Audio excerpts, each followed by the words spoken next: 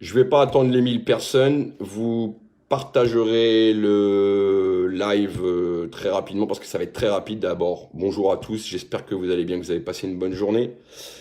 Je voudrais juste réagir tout de suite sur le fait que les équipes de BFM TV ont été huées lors de la manifestation face au Sénat. Et là, je vois toute la caste journalistique BFMienne TV, type Monsieur Olivier Truchot, qui a passé 2 ans à nous insulter, à nous chier dessus, s'offusquer de cela.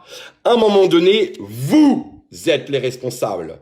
L'espèce de passe-plat qui a sur un plateau et qui donne la parole à des simili-consultants, experts en tout, experts en la matière, qui savent parler du Covid, qui savent parler de l'écologie, qui savent parler des violences urbaines, qui savent parler des gilets jaunes. C'est de votre faute si aujourd'hui, les malheureux pigistes qui vont sur le terrain rapporter les images en prennent plein la gueule. Parce que ce que vous faites de leurs images, ce que vous faites de la parole donnée au micro, vous en faites de la merde. Et à un moment donné, c'est eux qui finissent par prendre.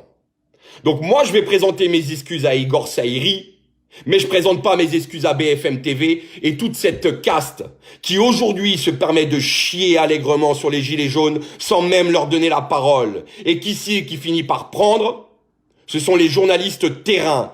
Vous en avez la responsabilité, rédacteur en chef que vous êtes, patron de BFM TV, de tous les médias mainstream. Hier, sur la manifestation des gilets jaunes, il y avait des médias mainstream. Pas un seul n'a interviewé les gilets jaunes pour leur demander le pourquoi de leur présence. Parce que ça les intéresse pas qu'on leur dise qu'on se bat contre le pass sanitaire, qu'on n'a rien d'anti-vaccin, qu'on en a rien à foutre du vaccin. On veut juste des réponses pour pouvoir être convaincu que la vaccination est le bon chemin.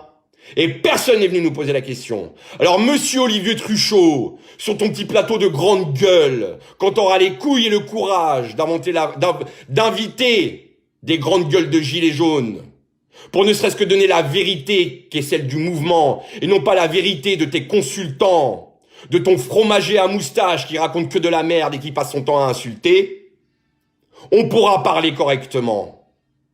On pourra parler correctement. Vous mettez en place un boycott de la parole des gilets jaunes. Voilà ce que vous êtes.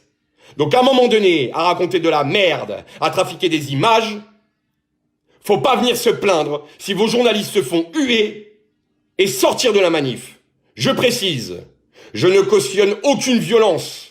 Je tiens à préciser à BFM Télé, qui me fait passer pour le violent, que le 27 janvier 2019, jour où j'ai perdu mon œil, il voulait passer par la fenêtre de l'hôpital pour pouvoir m'interviewer. Et ce jour-là, j'ai appelé au pacifisme. J'ai appelé au calme. J'ai pas appelé à la guerre. Alors vous arrêtez vos conneries de dire de la merde, vous prenez vos couilles, vous interviewez des gilets jaunes, et je parle pas de moi, d'autres gilets jaunes qui ont des choses intéressantes à dire. Hier, je me suis baladé avec une équipe de télé qui s'appelle Reuters. Reuters, c'est l'AFP mondial. Ils ont eu les couilles de me suivre pendant 2 jours pour raconter la vérité de ce qui se passe chez les gilets jaunes dans le monde entier. Dans le monde entier. France 3 est venu me filmer. Chez moi, j'ai toujours pas vu le reportage. Qu'est-ce qu'il y a? La parole, elle gêne en France? La parole, elle gêne en France? Alors moi, l'analphabète de base, je parle 4 langues. Je peux parler à toutes les chaînes du monde. Et eux vont raconter la vérité de ce qui se passe en France. Alors monsieur Igor Saïri, monsieur Olivier Truchot, monsieur Drahi, madame la chef de l'information, madame Pigalle, avec qui j'ai eu un entretien, qui m'avait garanti au droit à la parole des gilets jaunes sur leur plateau, quand ils viendraient à nous chier dessus, qui a même pas respecté sa propre parole. Et je te parle même pas de Marc-Olivier Fogiel, petit roquet du PAF qu'il était auparavant. Ça commence à bien faire. Voilà. Alors à un moment donné, vous faites votre job, d'accord? Vous arrêtez votre corporatisme, parce que vous avez monsieur Castaner qui disait que les Russes sont ceux qui créent la tourmente et qui mettent en place des trucs complotistes et compagnie, bref, comme quoi ils influencent les anti-vaccins. Monsieur Castaner, la seule chose qui est influençable, ce sont les médias, parce que vous influencez les médias, parce qu'ils y travaillent pour vous. Alors le mot collabo, je le crie haut et fort, dans le sens de la définition du dictionnaire première. Collaborer, travailler ensemble, avancer ensemble.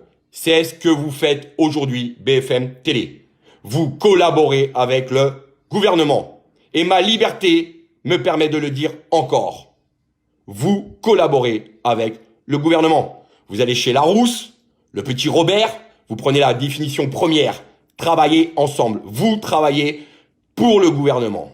Voilà la famille. Partagez un maximum, gros coup de gueule, et tant pis si les journalistes doivent se faire éjecter de la manif en les huant. Je demande juste à on ne les touche pas, on ne les tape pas. Je suis contre la violence et je ne cautionne aucune violence physique et verbale.